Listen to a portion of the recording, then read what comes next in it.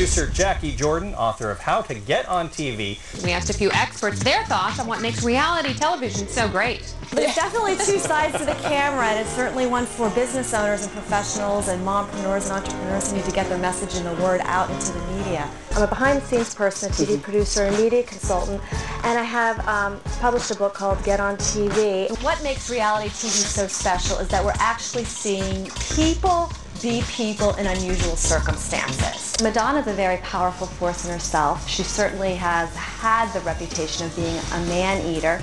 A-Rod, a womanizer. They might actually be a perfect, happy, compatible fit. Hi, I'm Jackie Jordan. How are you? Hi, Jackie. I'm Donnell. Okay, this is what I get to work with, huh? Yeah. One of the biggest questions that I get asked as a producer is, well, how do I get on TV?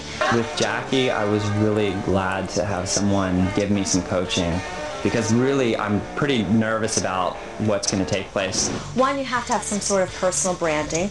Two, we have to know where you are, how to find you. Also, you can find us. And then finally, we're looking for ordinary people with unique stories and big personalities to fill up our reality shows. Here we are on 3rd Street Promenade. Welcome to the Jackie Jordan Media Training 101. Ring, no ring. 1 minute she's spotted with it, 1 minute she's not. The next picture looks like they're fighting, the next photo looks like they're not. Both very powerful people, both with big empires. I'm sure that a lot of power struggles go on between that relationship. I think one of the things that made Evil Dick work was that he was evil, he was mean, and I think that he was a bad boy. He showed his nasty side, and quite frankly, I think viewers are really attracted to watching television when they get to see somebody really act out, somebody who's really self-absorbed and really into themselves. The average American consumes 11 pounds of chocolate a year, and if I was going at the rate of chocolate consumption that I had been going at, I was not headed in a good direction.